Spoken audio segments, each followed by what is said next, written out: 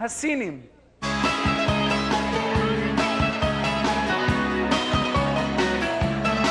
ועכשיו זה הזמן לדעת כבר מה צפוי לנו מהשמיים.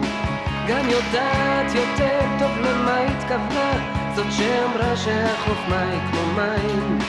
ונדמה שנהיינו בלית ברירה יותר ויותר קרובים. אנחנו כמו זוג לאורך שדרה פשוט הולכים והולכים. כן היו אלה חיים טובים כמו שאומרים האופטימים, ולפעמים חיים מוזרים כך אומרים המיסטיקנים הסינים. ואולי אלה חיים גדולים הרי חיינו אותם בטירוף.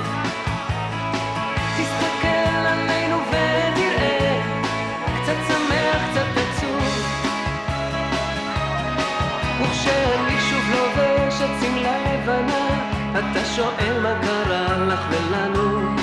הרי פעם לבשת את אותה שמלה בנובמבר כשהתחתנו. כן ברור לי שאתה רוצה לפעמים לחזור אל הדברים שהיו. גם אני רוצה אל אותם הימים בגלל אותו הדבר בדיוק. כן היו אלה חיים טובים כמו שאומרים האופטימים, ולפעמים חיים מוזרים כך אומרים המיסטיקנים הסינים.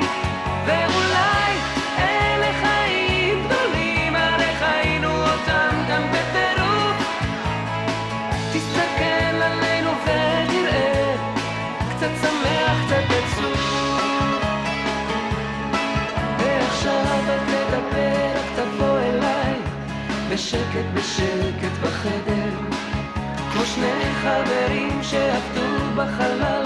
שים לב כבר שוב אמצע נובמבר שוב נופלים מעלים זה הזמן השקט מה צפוי לנו מחר לא נדע. אתה עוטף אותי בחום ורוקט ומעביר לנו אותה. כן היו אלה חיים טובים כמו שאומרים האופטימים, ולפעמים חיים מוזרים כך אומרים המיסטיקנים הסינים.